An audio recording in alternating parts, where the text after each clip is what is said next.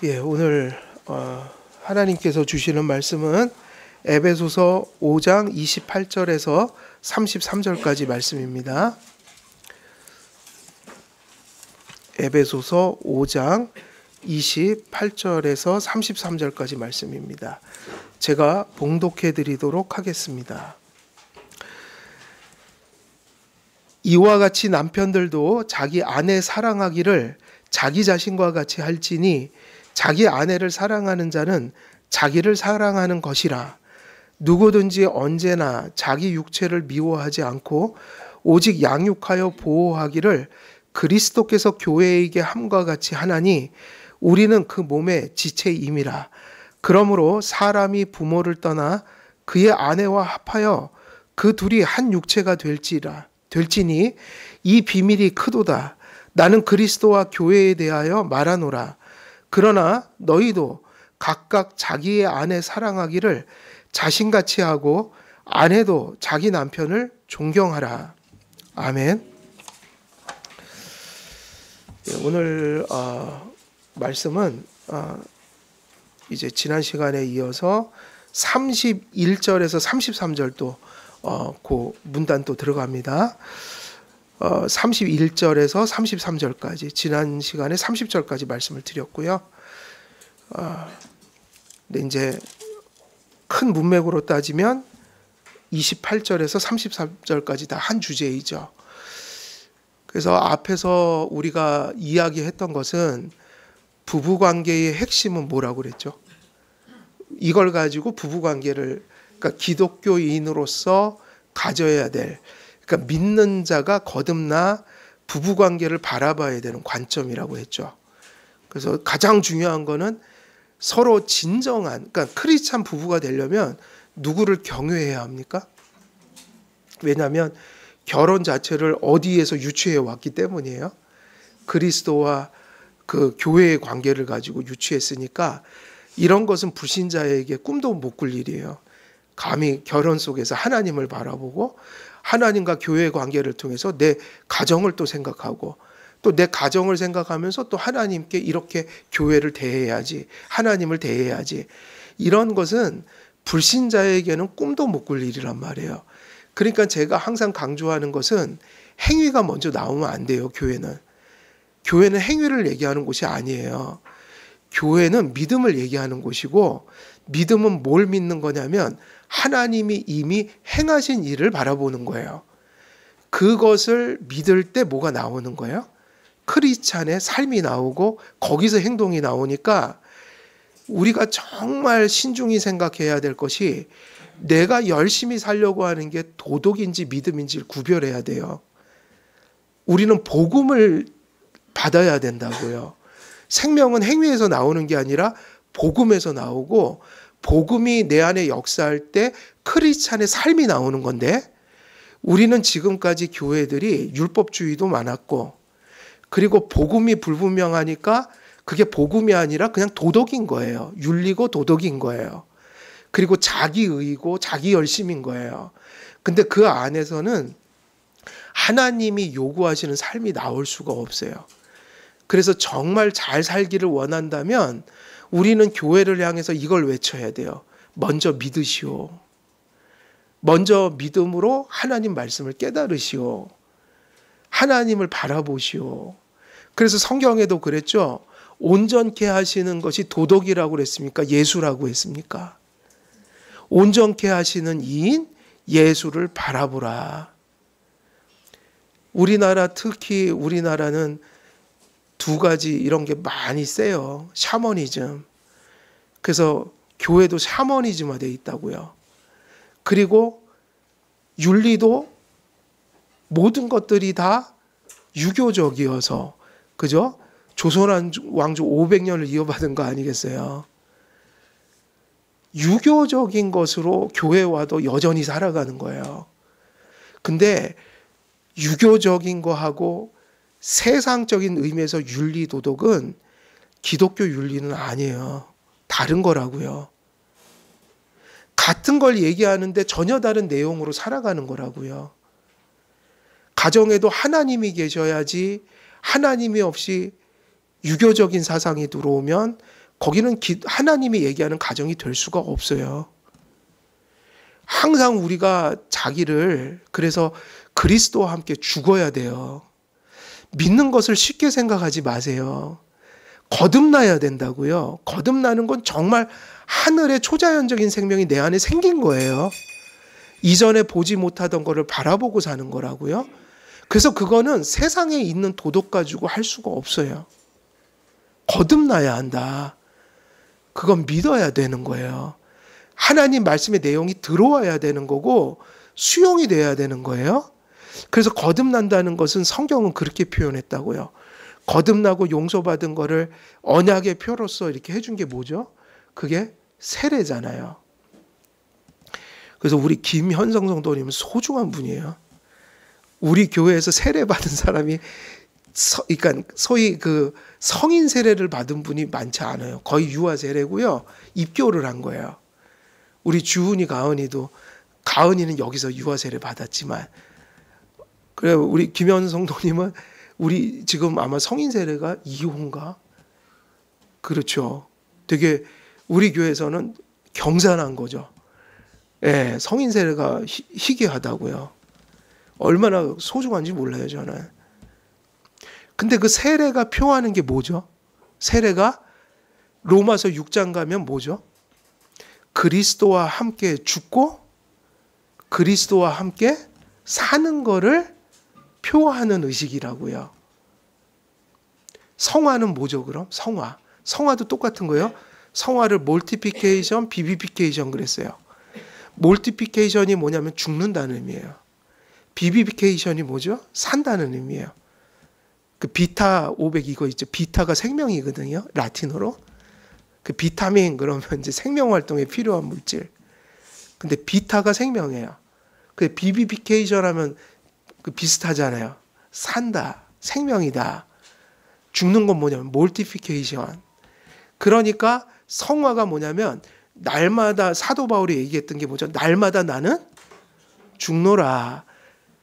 그 뭐 갖고 죽냐면 날마다 말씀 깨우치니까 아, 내가 아직도 하나님의 뜻을 모르는 게 많구나.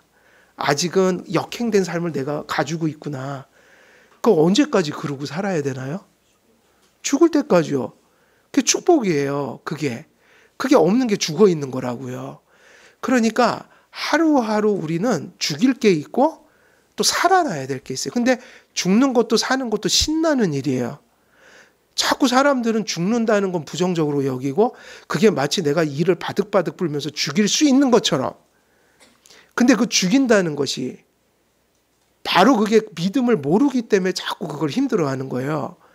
죽는 것 절대로 우리가 우리의 죄악된 우리를 못 죽입니다. 그걸 인정하고 살아야 돼요. 절대로 저는 하나님의 역행된 나의 자아는 절대로 내가 죽일 수 있는 존재가 아니에요. 여죄를 죽여가라고 하지만 그거는 절대로 도 닦아서 죽일 수 있는 존재가 아니라 예수 그리스도의 피가 예수 그리스도의 대속의 은혜가 임한 곳에만 믿는 곳에만 성령님이 그 은혜를 일으키는 곳에만 죄가 죽어지는 역사가 일어나는 거예요. 그러니까 죄 죽인다고 할 때 겁부터 먹고 그리고 하루하루 피곤해서 그런 삶을 어떻게 살아 그러는데 그게 지금 아직 중생을 경험하지 못했기 때문이에요. 왜 그러냐? 도덕적으로 신앙을 생각하니까 그 도덕인 거죠. 오늘도 내가 죽여야 되는 거죠. 근데 성경은 그렇게 얘기하지 않고 예수 그리스도의 죽음과 예수 그리스도의 다시 부활하심을 내가 참여할 때 그 일이 벌어지는 거죠. 중생, 옛사람은 죽고 새사람이 살며 여죄가 남았으니 우리는 하루하루 죄를 죽이고 주님을 닮은 모습으로 자라간다. 근데 이게 인간이 할 수 있는 일이 아니라 그걸 성화라고 하는데 성화를 뭐라고 하냐면 구원이라고 한다고요. 성화는 구원이에요. 칭의하고 똑같이. 그건 누가 하시는 일이에요? 성령님이. 그래서 우리는요, 고집을 부리면 안 돼요. 이게 샤머니즘인지 불교적인 것인지 이게 유교적인 것인지 그리고 교회를 다녔어도 그게 성경으로부터 배운 게 아니라 인간적인 교훈이었다면 그래서 그게 나의 생각의 틀이 되고 내 자아가 되었다면 그걸 성경 속에서 발견해야 된다고요. 맞지. 이거는 샤머니즘이지. 이거는 불교적인 사고지. 이건 유교적인 가정관이지. 그거를 성경에서 가르쳐 주면 그걸 죽여야 된다고요. 왜냐? 중생도 죽고 다시 사는 것이고 성화도 날마다 죽고 주님을 닮아가는 삶이 나타나는 거니까 결국 믿음의 역사는 뭐냐면 하루하루 그렇게 죽고 사는 거예요.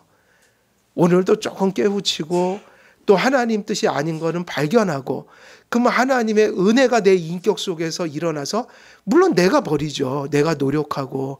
근데 그 노력과 버리는 것이 내가 버리고 노력하는 거지만 은혜가 임하지 않았는데 그게 나타날 수가 없다고요. 그래서 은혜로 그것을 인식하고 죽이고 살아가면 평생 그래도 그건 감사고 기쁨이고 날마다 그게 일어날 때마다 하나님이 나를 이렇게 사랑하시네 이런 고백이 일어나고 믿음이 아니라면 그 뭐 이렇게 사는 게 힘고 믿는 게 힘들지? 그 맨날 이걸 어떻게 나한테 죽이라고 이러지? 답은 외형은 똑같지만 내용은 너무 다른 얘기예요. 그래서 우리가 이렇게 주일날 가정 얘기를 하는 게 뭐냐? 우리는 대한민국은 특별히 하나님 앞에서 이 부분을 잘해야 돼요. 우리는 이미 세속적인 의미에서 혹은 매우 유교적인 의미에서 혹은 매우 삐뚤어진 권위주의적인 의식 속에서 가장이 돼 있었고 가정을 그렇게 살아갔고 오늘날 젊은 세대들은 또 탈권위적인 게 가득해서 선한 권위도 받아들이려고 하지 않는 습성을 가졌어요. 이것이 다 뭐냐면 여러분이 진정 성화가 되고 진정 믿는 자의 가정이 되려면 이것이 날마다 죽고 새로워져야 돼요. 그게 중생이고 그게 성화니까요. 그러니까 무엇부터 지금 해야 되냐면 제일 중요한 건 내용은 배워가면 다 아시게 되는 건데 안다고 되는 건 아니잖아요. 알면 뭐합니까? 받아들이질 않는데. 그죠? 받아들여야지 되는 거잖아요. 그럼 어떻게 해야 되냐? 그러니까 하는 얘기예요. 안 되면 왜 안 되는지를 생각해야 되는데 자꾸 그러면 하나님 말씀이 잘못됐다는 거예요. 하나님을 따라가는 게 뭐 이렇게 힘드냐는 거예요. 말도 안 되는 소리 하지 마세요. 하나님을 따라 사는 삶이 은혜여서 그 삶이 내게 나타나면 죽어도 기쁩니다, 사실은. 그러니까 순교자들이 억지로 순교했습니까? 감사하면서 순교했습니까? 그거는 백지장 한 장 차이예요. 믿음이 역사하지 않으면 정말 죽을 수 없어요. 사실은. 다 배도하지. 그 극한 상황에서 죽을 수 있는 건 인간이 할 수 있는 일이 아니에요. 그건 하나님이 주신 마음이 있어야 되거든요. 그러니까 뭐부터 얘기해야 되냐면 진짜 믿는지를 살피라는 거예요. 믿음이 없으면요. 어떤 말씀도 순종 안 됩니다. 그러니까는 살려고 노력 먼저 하지 마시고 이게 크리스찬의 삶이 아니다. 행동주의가 아니라고요. 뭐부터 해야 돼요? 어떻게 해야지 삶이 나타날까요? 믿어야죠. 우리는 사실 이게 맞아요. 믿는 것만큼 사는 거예요. 그 얘기는 믿는 것만큼 말씀을 깨우치고 수용하고 거기 나를 의지해서 믿는 것만큼 뭐가 나타나는 거예요? 성도들의 삶이 나타나니까. 근데 이제 겸손해야죠. 완전한 건 없어요. 우리가 천국 갈 때까지 완전하지 않으니까. 근데 날마다 이걸 하고 살죠. 아, 오늘도 말씀에 비추어 보면 이게 아니었구나. 그럼 또 돌이켜야지. 회개하고. 그리고 또 이거는 하나님이 주신 복된 길이네. 그렇게 열심히 살아야지. 이거 매일 용서 안에서 한 발 한 발 다가가는 삶인데. 그러니까 하나님은 판단하시더라도 우리는 외적인 거 보고 사람 함부로 판단하지는 맙시다. 그죠? 그럼 하나님만 아시지 누가 알아요. 근데 중요한 게 뭐냐면 정말 살려면 먼저 믿어야 합니다. 뭐를 받아들여야 돼요? 그 믿음이 뭐죠? 성경에서 정말 그렇게 얘기하면 내가 그렇게 못 살더라도 그게 맞다고 인정부터 하고 들어가야 돼요. 그리고 나는 그걸 따르지 못하니까 하나님 잘못했습니다. 그러고 그리고 나머지 살아야 될 것은 하나님 부족하니 은혜 주십시오. 제가 용서 안에서 최선을 다해서 살겠습니다. 그러면 그 믿음이 잃은 사람만이 어떻게 살아요? 완전하지 못하지만 절뚝절뚝거리더라도 살아있다는 증거를 보여줘요. 하루에 1m씩이라도 살아요. 제가 발이 예전에 접질려갖고 아이들, 그 목사님은 또 축구를 해갖고 전도를 하라고 그래요. 토요일 전주에 가서 했는데 전주까지 매일 이제 오고 갔어요. 가면 저는 무조건 해야 되는 게 뭐냐면 축구를 해야 돼요. 그러다가 그냥 거의 90도로 발이 꺾여갖고 나이는 먹었는데 축구를 해야 되니 발이 90도로 꺾였는데 염증이 생겨서 엑스레이 찍어보니까 뼈 조각이 떨어져 있더라고요.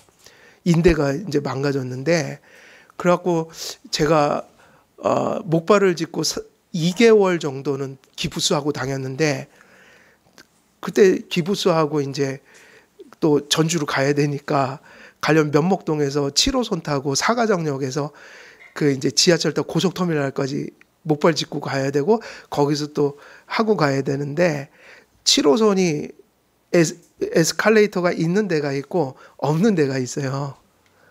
그럼 이제 목발 짚고 올라가는데 그 디딜 때마다 그렇게 발이 아프더라고요. 쑤시고 아픈데 고속버스도 타고 가면 화장실을 가야 되잖아요. 또 그것도 한 200m 막 그렇게 떨어져 있으니까 갔다 오는데 참 이게 목발 짚고 사는 게 힘든 거구나. 그 장애인들의 어려움도 좀 느껴봤고 근데 중요한 거는 그 발로 할 건 다 했다는 거예요. 교회도 가고 전주도 갔다 오고 사역도 계속 이어지고 근데 어떻게 삶이 불편하죠. 근데 칼빈이 기가 막힌 얘기를 한 거예요. 급하게 빠르게 그렇게 가려고 하지 말아라. 전속력으로 달려도 그 길이 어긋나 있으면 그게 정도를 이탈해 있으면 실격이다. 그러니까 발을 쩔뚝쩔뚝 걸더라도 한 발씩 쩔뚝쩔뚝 걸면서도 정도를 걸어라. 용서 안에서 목표를 향해 그렇게 쩔뚝쩔뚝 걸면서 한 발 한 발 다가가는 게 성화다. 그 얘기를 해줬거든요. 그러니까 중요한 게 무슨 얘기냐면 도덕과 제발 믿음을 구분해야 된다는 거예요. 세상 윤리, 도덕, 사상, 철학. 한국은 샤머니즘하고 유교가 뼛속까지 스며 있는 나라예요. 아직도 권위주의가 팽배하고 그러니까 자꾸 젊은 사람들은 반항하니까 탈권위로 가고 선한 권위와 선한 권위에 순복할 줄 아는 사람이 그리스도인이에요. 그걸 되찾아야 돼요. 이게 얼마나 세상에서 가르치는 가르침과 다른지 몰라요? 근데 이 얘기가 중요하다. 크리스찬 가정을 우리가 말씀 속에서 배우고 이제 지식이 생겼지만 그 길을 가려면 행하려고 덤벼들지 말고 내가 진짜 믿는지부터 점검하라는 거예요. 믿어서 나오는 거지 그때부터 또 으쌰으쌰 해서 뭐가 된다는 얘기가 아니라 은혜를 받아야 노력도 되고 인내도 되고 지혜도 생기고 뭔가 그렇게 가고자 하는 그것이 나타난다. 그걸 우리는 행위라고 하지만 기독교에서는 그 행위를 철저히 열매라고 얘기하지 근원이라고 얘기하지 않아요. 언제나 모든 삶의 행태는 그가 받은 말씀에서 오고 그 말씀을 믿는 믿음으로부터 발생하니까 교회에서는 먼저 믿으십시오. 근데 믿으면 됩니다. 이렇게 얘기를 하는 거예요. 근데 이 순서가 바뀌면 어떻게 될까요? 그래서 여러분 doing이 아니라 뭐부터 돼야 돼요? being이 돼야 된다. 거듭난 존재가 돼야 되고 하나님을 믿는 존재가 돼야 돼요. 생명이라고 한단 말이에요. 그래서 우리는 하나님 없는 윤리도덕을 절대로 생명의 열매라고 하지 않아요. 그건 하나님이 억제하시는 손길 속에서 나오는 보편가치들이라고 얘기하고 교회는 생명에서 나오는 행위를 해야 돼요. 근데 항상 그것은 오직 믿음이에요. 오직 믿을 때 나온 결과물이에요. 노력하고 싶다면, 인내하고 싶다면, 실천하고 싶다면, 그리고 그렇게 못 살아가는 것을 개선하고 싶다면 다 어디서 나오냐면 믿어야 한다. 교회는 하나님이 행하신 일을 전하는 곳이지 인간의 업적을 전하는 곳이 아닙니다. 그래서 하나님께서 무엇을 하게 했더라도 자기 의로 살면 안 되고요. 공로 사상을 가지면 안 되고요. 오직 하나님께 영광 돌리면서 사셔야 돼요. 우리가 이 전제를 분명히 가지고 있지 않다면 지금 수많은 시간 전하고 있는 이 가정 얘기는 또 하나의 그냥 인간 행위가 되고 윤리가 되고 그렇게 돼버리고 말아요. 그러다가 며칠 또 좋은 얘기네 그러다가 안 돼갖고 또 집어 던지는 그런 또 하나의 그 얘기거리가 되고 마는 거죠. 이 이야기가 평생 붙들고 살아가는 우리가 지향해야 될 목표 지점이 되려면 이 말씀이 하나님 주신 계시라는 걸 다시 한번 분별하셔야 됩니다. 인간 사상이 아니라 바울을 통해 영감하여 주신 계시를 전하고 있다고요. 이 내용을 보게 되면 도덕 윤리하고는 너무나 다른 얘기를 하고 있고요. 이것이 성취되는 것은 오직 존재가 바뀌어야 됩니다. 믿음을 가져야 합니다. 이 얘기를 또 다시 한번 반복하는 거예요. 왜 이 얘기를 서두에 이렇게 길게 얘기하냐면 이게 없으면 또 이게 헛된 소리가 되고 말거든요. 며칠 노력하다가 작심삼일돼서 에이 못하겠네. 그리고 하는 소리가 그 세월이잖아요. 세상하고 너무 달라서 제 수준에서는 도저히 못 쫓아가겠습니다. 아니 하나님이 언제 그런 완전함을 요구하신 적이 있나요? 이 말씀을 목표로 주셨지. 근데 목표로 주셨는데 그걸 완전하게 지금 다 이루라는 것이 아니라 매일매일 죽고 사는 그 믿음의 역사를 경험하면서 완전하진 않지만 진정성 있게 그걸 가정에서 조금이라도, 근데 그게 조금이라는 게 적지 않은 것이 그게 윤리도덕으로 하는 게 아니라 하나님을 사랑하고 하나님을 두려워하여 믿음으로 하는 거였기 때문에 그것을 하나님이 절대로 작게 여기지를 않는다는 거예요. 하나님의 가치를 우리가 인정하고 사는 거 중요하다. 이것이 없이는 지금 긴 에베소서 강해는 아무 의미가 또 없게 돼요. 그래서 마음속에 그냥 갈등만 던져드리고 사회하고 또 교회하고 갭이 크니 뭐 이거 뭐 어떻게 사나 이런 얘기만 하다가 끝나버리고 마는. 근데 그런 말씀이 아니거든요. 이 말씀은 우리를 살리는 말씀이요.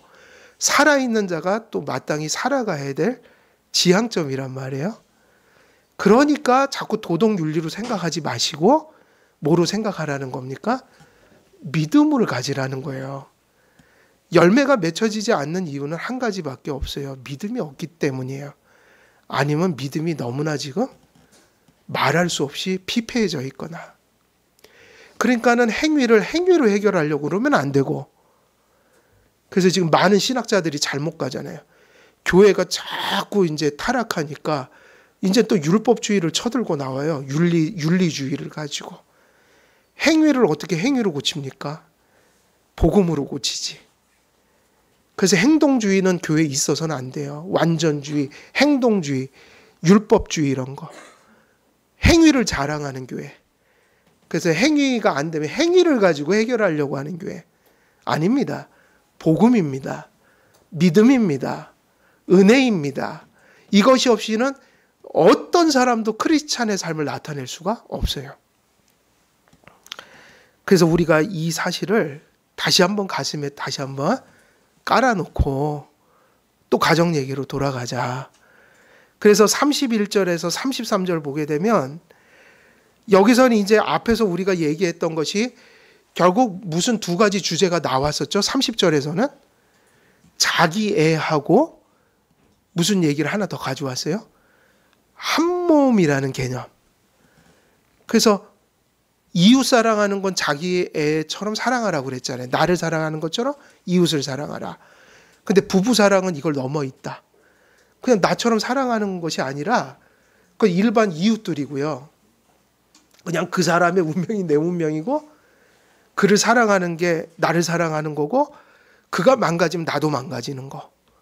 이런 관계로 신비하게 엮어놓은 관계가 딱 하나 있다. 누가 그렇게 하셨다는 얘기예요? 하나님께서. 그런데 이게 교회하고 그리스도 관계가 유추된다. 그래서 자기애하고 한몸 연합이라고 하잖아요. 그래서 그 구절이 어디서 나왔다고 그랬어요? 이게 진리다. 이거를 보면 사도 바울이 앞에서 얘기한 게 맞다. 그래서 31절에선 이젠 성경을 직접 끌어오죠. 인용하죠. 약간 변형시켜서 영감받은 이제 바울의 해석이죠. 영감받은 바울의 해석. 그래서 구약을 약간씩 이게 고쳐놓는데 틀린 게 아니에요. 그래서 그러므로 사람이 부모를 떠나 그 아내와 합하여 둘이 한 육체가 될지니라 하면서 이 부부의 연합의 독특성, 신비, 이런 관계가 절대로 이웃들 관계는 아니에요. 그 심지어 무슨 관계도 넘는다고요? 부모 자식의 관계를 넘어선 관계란 말이에요. 그래서 절대로 나와 타자가 아니에요. 한 몸이라고 했단 말이에요. 놀랍게도 하나님은 이것을 교회와 그리스도의 관계에 엮어 놓으셨어요. 어쩌면 부부 관계를 그런 것을 내다보시면서 만드셨겠죠. 자식과 부모의 관계를 통해서도 하나님 관계를 가르쳐주시고, 부부 관계를 통해서도 하나님과 우리 관계를 가르쳐 주시고, 창조하실 때 그거는 그게 분리돼서 창조된 게 아니다. 그러니까 유추할 수 있는데, 지금 바로 바울이 앞에서 얘기했던 그 모든 진술들의 근거가 이 구절에서 나왔다는 거죠. 그래서 사람이 누굴 떠나야 된다는 거예요. 때가 되면요. 부모를 떠나서, 그래서 아내와 합하여 둘이 뭐가 되라? 한 몸이 되라. 이 얘기는 부모에 대한 책임을 버리란 얘기가 아니라 독립적으로 결정하는 한 단위가 됐다 이거예요. 그런 존재로서 부모를 계속 섬기란 얘기죠. 그래서 이 진리를, 이게 한 구절이지만 이게 지금 누가 주신 질서예요, 이게? 하나님이. 근데 사실은 많은 가정들은 거의 이 진리에 역행되게 가정을 꾸려요. 우리 특히 한국은 독립을 안 한다는 거예요. 독립을 못 한다는 거예요. 그래서 여전히 모든 결정은 누가 내려요? 부모가요. 그래서 여전히 부모 의존적인 존재로 살아간다. 그리고 이 하나님이 창조 질서로 주신 절대로 변할 수 없는 이 원리, 독립해서 독립체로서 부모를 섬겨라. 근데 이 한 몸 속에는 누가 끼어들려고 할까요? 항상. 이제 저는 이제 50대가 됐으니까 부모 입장에서 얘기하는 거예요.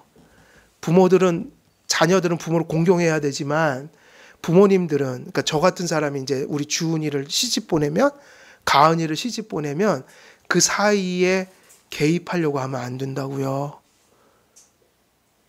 무슨 얘기냐면 도와줄 수 있고 이제는 권면하고 어떤 간언을 해주는 거지, 결정은 그들이 내리도록 바른 결정을.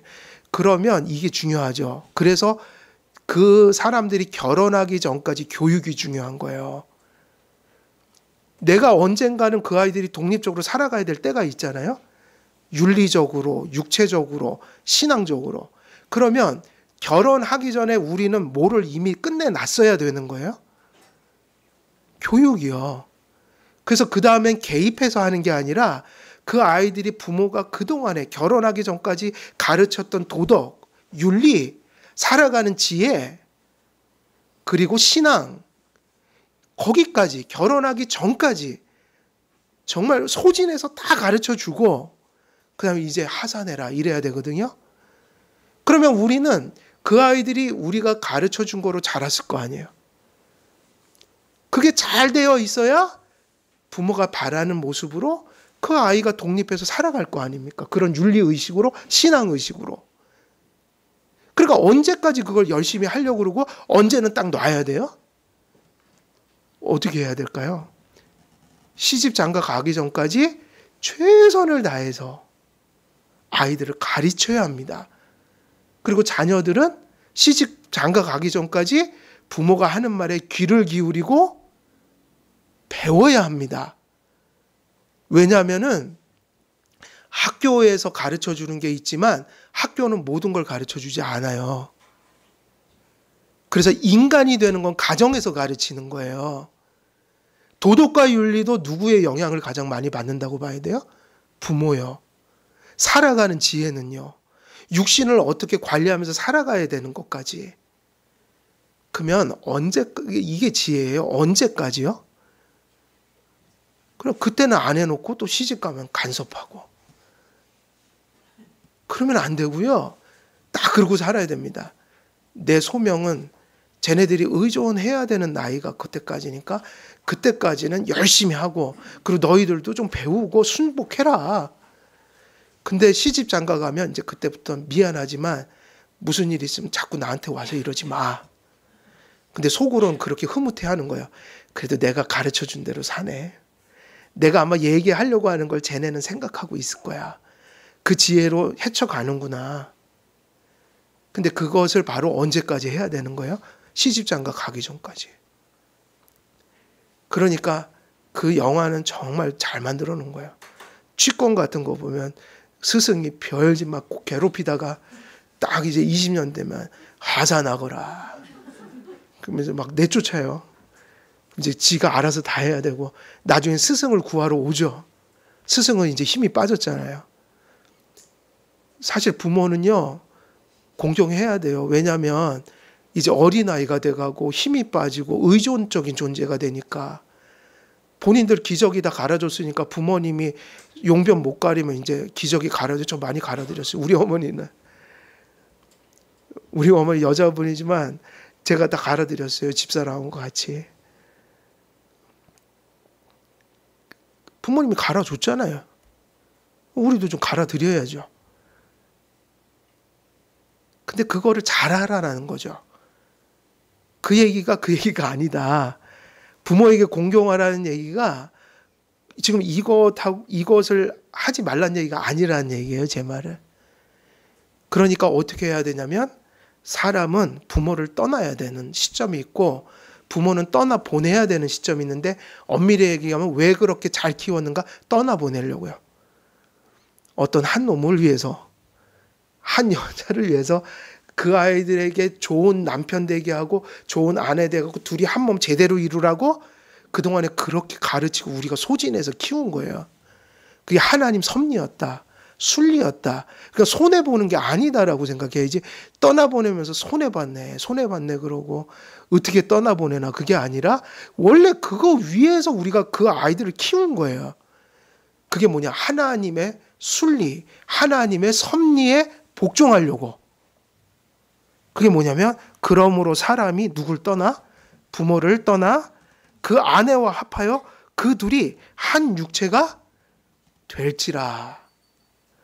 이걸 잘 깨달아야지요. 잘못하면 가정이 바르게 서지 못하도록 우리가 역행된 역할을 자녀로서도 할 수 있고 부모로서도 할 수 있다고요. 그래서 우리가 항상 그거 자녀 키우면서 그 생각해야 됩니다. 내가 원하는 자녀를 만드는 게 아니라 그 자녀들은 맡겨주신 거예요. 언젠가 떠나보낼 존재들이에요. 그러니까 하나님이 왜 떠나보내라고 하냐면 그 아이들이 네 것이 아니기 때문에 떠나보내라는 거예요. 그러니까 내가 원하는 자녀를 만들지 말고 누가 원하는 자녀를 만들려고 노력해야 됩니까? 예, 이것이 출발점이에요. 교육의. 기독교 가정의 교육의 원칙이에요. 내 뜻하고 하나님 뜻 다를 수 있어요? 없어요? 그걸 수용할 수 있어야죠. 예. 그래서 저는 어머니, 아버지 사랑하지만 제가 90년, 91년, 92년도에는 우리 부모님을 절망시켜버렸죠. 왜냐? 우리 어머니, 아버지, 저 역시도 뭐 저기 세상에서 잘 돼서 그 가난한 가정 한번 일으켜 세우는 게 어렸을 때부터 저는 그런 한을 가지고 살았던 사람이에요. 부모님 고생하는 거 보면서. 근데 갑자기 고2가 돼갖고 예수님 만나고 신학교 가야 되는 상황이 벌어지니까 부모님 저 신학교 갑니다. 그랬더니 난리가 났죠. 뭐 저도 얼마나 미안한지 몰랐어요. 근데 어떻게 해요? 아닌 건 아닌데 가야 될 길은 또 가야 되는데 그래 고집해갖고 신학교 간 거예요. 근데 아무리 생각해도 그게 하나님 뜻인 걸 어떻게 해요? 부모님은 잠시 동안 그걸 모르잖아요. 그때 믿음이 없으셨거든요. 그러니까 당연히 절망하시죠. 근데 어쩔 수는 없는 거예요. 그 길은 내가 가야 될 길이니까 부모님이 원하는 길하고 내 길이 똑같으면 좋겠지만 그게 너무 다르니까 어떻게 해요? 가야지. 하나님이 부르셨는데. 근데 그런 일이 생겨요? 안 생겨요? 생기겠죠. 꼭 신학이 아니라 직업도 그 아이가 가야 될 길은 이미 정해져 있는 거예요. 누가 정해 놓으셨어요?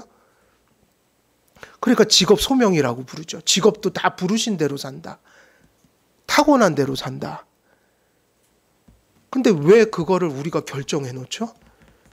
그걸 왜 아이들이 또 우리 자녀들이 그것과 이렇게 일치하지 않으면 우리는 못 견디냔 말이에요. 그럼 그게 무슨 뜻이냐면 자식을 소유하고 있다는 거예요. 내 소유물.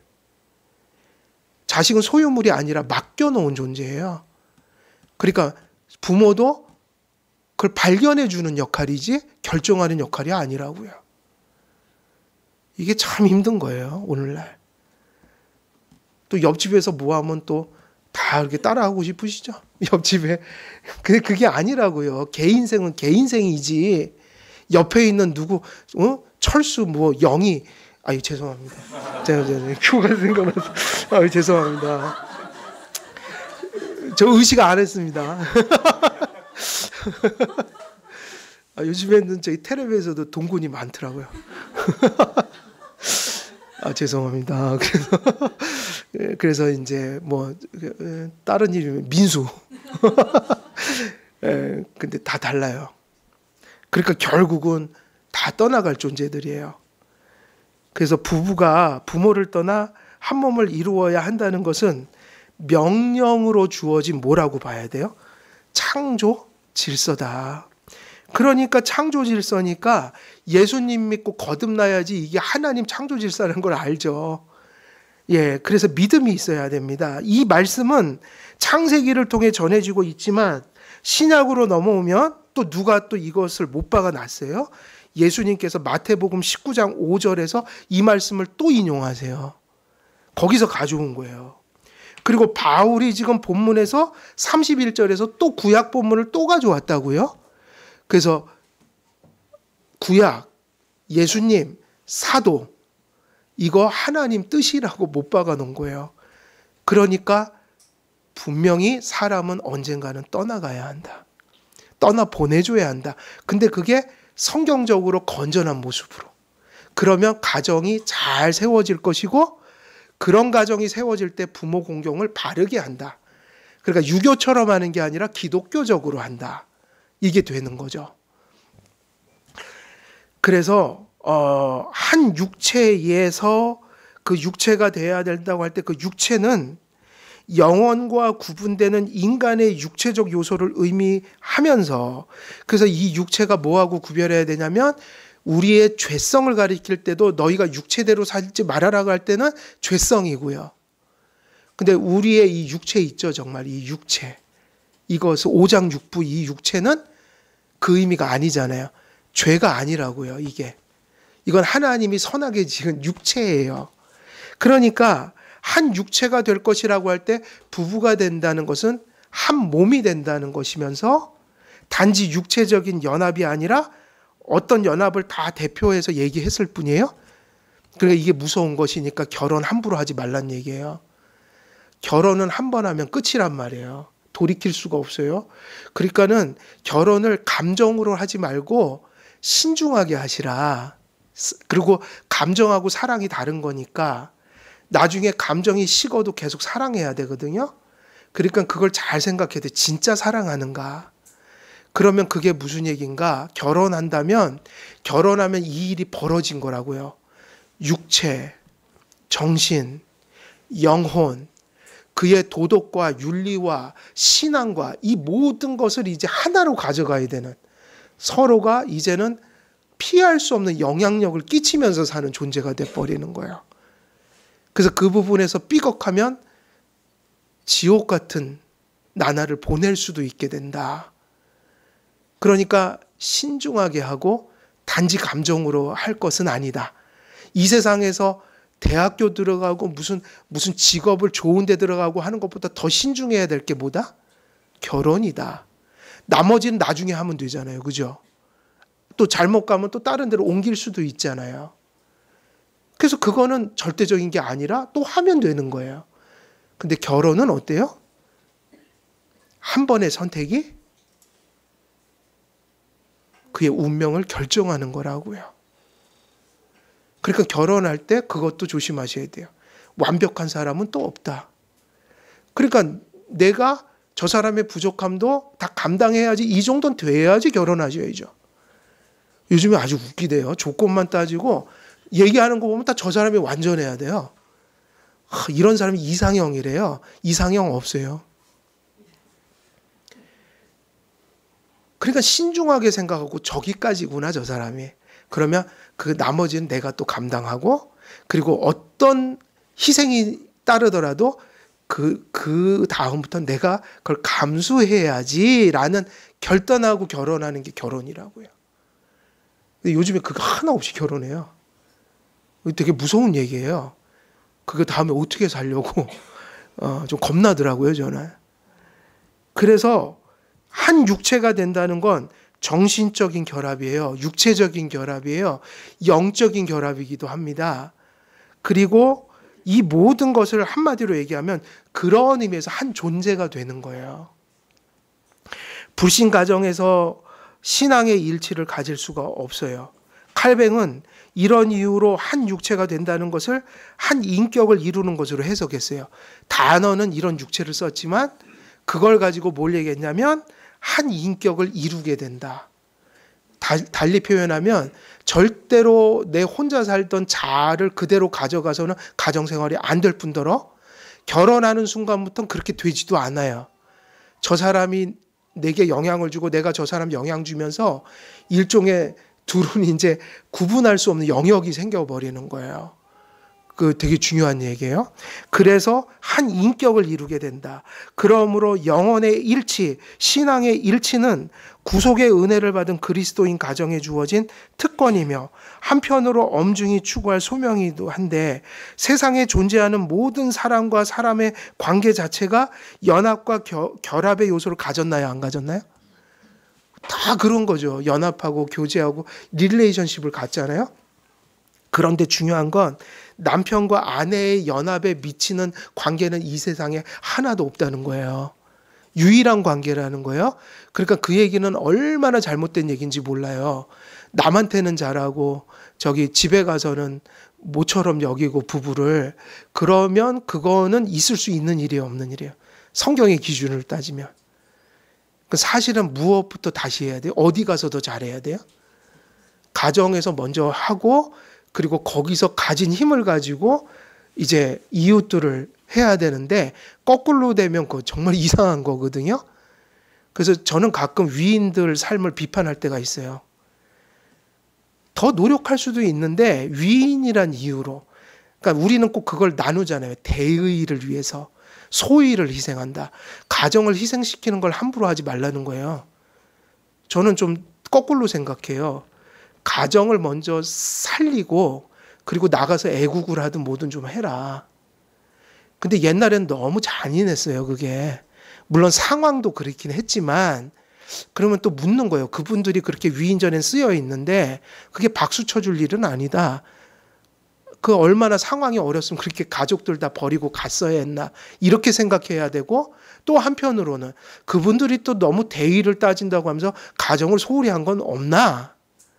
솔직히 말하면 더 잘할 수도 있었는데 가정은 그냥 내팽개친 거 아닐까? 그럼 그런 건 배우지 말아야지. 좀 이런 생각을 가지고 있어요, 저는. 남편과 아내의 연합과 결합이 이게 엄청난 것이어서 다른 관계들은 여기에 미칠 수가 없으니 그런 의미에서 그 얘기를 하는 거예요. 부모하고 자녀 관계도 그런 연합은 아니라는 거예요. 이런 연합은 하나밖에 없으니까. 그래서 이것을 온 세상의 사람들이 많이 존재하지만 한 육체가 되는 것은 오직 이 세상에서 한 사람의 남자와 한 사람의 여자와만 가능하다. 오직 한 사람이라는 거예요. 바다의 모래처럼 세상에 많은 사람들 중에 나의 남편이 주어졌고 나의 아내가 주어졌다는 건 놀라운 일이에요.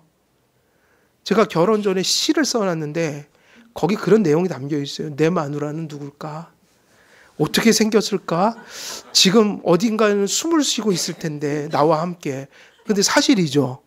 저 사람은 양평에서 숨 쉬고 있었고 저는 서울에서 숨 쉬고 있었는데 나중에 만나니까 저렇게 생겼더라고요. 아, 저렇게 생겼구나. 그래서 받아들였죠. 예. 근데 신기했어요. 그때 시 써놓은 걸 지금도 봐요. 그때 어디선가 숨 쉬고 있을 텐데 누굴까? 지금 존재하고 있다는 게 신기하다. 그 사람이 지금 나하고 같은 세상을 걸어다니고 있을 텐데 언젠가 딱 만날 텐데 누굴까? 그때 만났어요. 근데 저렇구나. 그냥 웬만하면 다 받아들여지더라고요. 다 받아들여져요.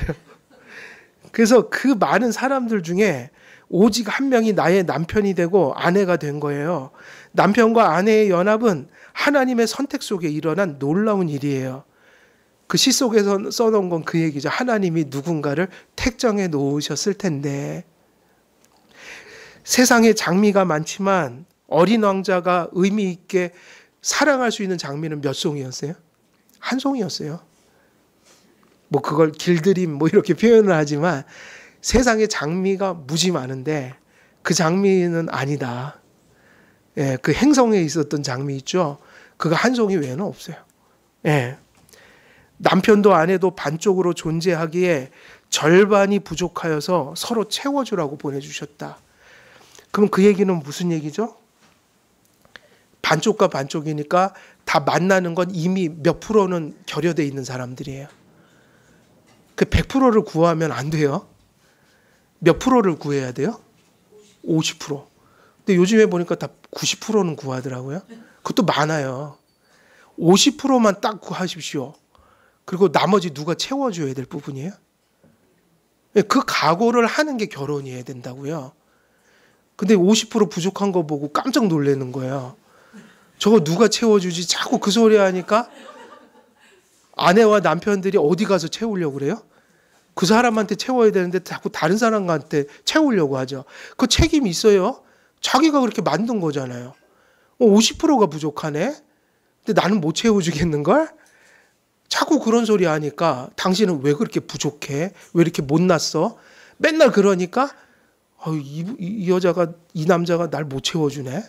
나 어디서 채우지? 그 자꾸 딴짓을 하는 거예요. 그 50%는 누구만 채울 수 있는 거예요? 상대방이요. 그래서 반쪽이에요. 내가 모자라 감사하게 남편을 맞이해야 되고요. 내가 모자라서 부인을 감사하게 맞이해야 합니다. 그 남편과 아내는 다 모질이들이 맞는데 뭐 해야 돼요? 예, 감사해야 합니다. 그래도 50%는 주셨잖아요. 그래서 남편이 채워주고 아내가 채워주어서 우리는 온전한 하나를 이루니까 죄송하지만 결혼은 감정 따라 할 것이 아니고 소명을 가지고 해야 된다. 결혼은 진짜 뭐라고요? 소명을 지는 거예요. 그래서 할머니들 맨날 보면 교회 다니는 할머니들 그러시더라고요. 할아버지 보면서 아이고 저 내 십자가 그러는데 그게 별로 좋은 의미는 아닌 것 같은데 꼭 틀린 것도 아니에요. 근데 여러분 좋은 의미로 쓰세요. 소명이다. 잘해줘야지. 근데 이제 그 할머니들 약간 옛날 분이라 속색이었다 이 얘기죠. 속색인다. 한편으로는 남편과 아내를 보내준 것은 반려자가 나에게 그러한 존재인 것처럼 반려자의 모자란 반쪽을 그 채워주라고 나를 그에게 이끌어 주셨다. 아담이 잠자고 있을 때 누구를 이끌어다 주셨어요? 하와를. 근데 누가 이끌어다 주셨어요? 그거는 지금도 반복되는 일이에요. 반드시 하나님이 하와를 누구에게 이끌어다 주신다고요? 남편에게. 여러분이 만난 짝은 하나님이 이끌어 주신 거예요. 그래서 남편과 아내는 결혼 생활을 자꾸만 누리려고만 하지 말고 뭐라고 생각하고 살아야 돼요? 소명이요. 아담 안에서 모두가 죄인된 이후에 남편은 아내가 져야 할 십자가일 수도 있고 아내는 남편이 져야 할 십자가일 수도 있어요. 고통이 따라온다는 거예요. 근데 그런 게 없는 결혼 생활은 존재하지 않아요. 근데 이상하게도 어떤 분들은 행복하게 살죠. 그것은 문제가 없거나 고통이 없는 게 아니라 그걸 건강하게 받아들이고 있기 때문에 행복한 거라고요. 그래서 여기서 서로 누구 탓을 하거나 또 누구의 공을 주장하는 부부들 있죠. 자꾸 탓하는 부부, 그리고 자꾸 공을 내세우는, 이게 최악의 부부예요. 자꾸 탓하는 거, 그리고 자꾸 공을 내세우는 거. 이거는 하나님이 주신 결혼 생활이 아니에요. 뭐가 없어야 돼요? 탓하지도 말고 공도 내세우지 말라. 사실은 서로가 이게 하나여서 그 사람 없이 나도 살 수 없었던 것이고 또 내가 없인 그 사람도 살 수 없는 것이니 이건 그냥 하나가 된 것이다. 이게 맞는 것이죠. 그래서 하나님께서 부부를 하나 된 육체가 되게 하셨기 때문에 그의 부족함이 누구의 부족함이 되어야 돼요? 상대방의 부족함을 누구의 부족함으로 여겨야 돼요? 나의 부족함으로. 또 나의 부족함을 또 그죠? 그렇게 같이 공유하고 그걸 같이 개선해가고 그걸 채워가는 거. 그게 일생의 삶이다. 그의 유익이 나의 유익이 되기 때문에 서로 공을 따질 필요도 없어요. 내가 고생해서 그 사람 잘 되잖아요. 그럼 누가 좋은 거예요? 내가 좋은 거죠. 아니 바보 온달 키워갖고 장군 만들면 누구 좋은 거죠? 평강공주가 좋은 거죠. 따지고 보면 평강공주가 자기 좋자고 한 거예요. 근데 그게 맞는 얘기 같아요. 아무리 봐도. 예. 서로의 부족을 채워주어 상대가 잘 된다면 그 잘됨이 부부관계 속에서는 절대로 네가 잘 된 게 아니에요. 내가 잘 된 것이다. 그러므로 부부를 한 육체라고 하나님께서 규정하심으로 부부의 연합은 부모와 자녀 간의 결합을 넘어서요. 그러므로 칼뱅은 모든 결합 중에 결혼을 가장 거룩한 결합이라고 얘기를 했어요. 그리고 폴크스라는 분도 이렇게 얘기했어요. 결혼을 통해 새로운 결합과 책임은 옛것을 초월하게 된다.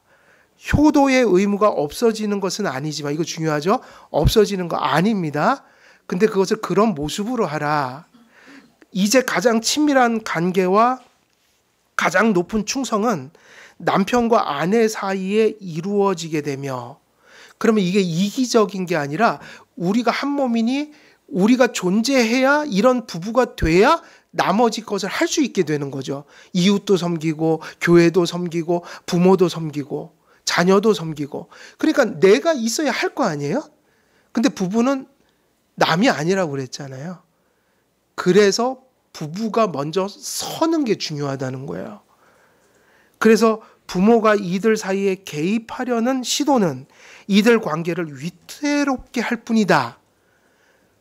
이런 창조 질서를 우리가 받아들이지 못해서 여전히 자녀를 지배하고 소유하려고 하는 그 소유욕이 뭐를 이제 위태롭게 만든다고요?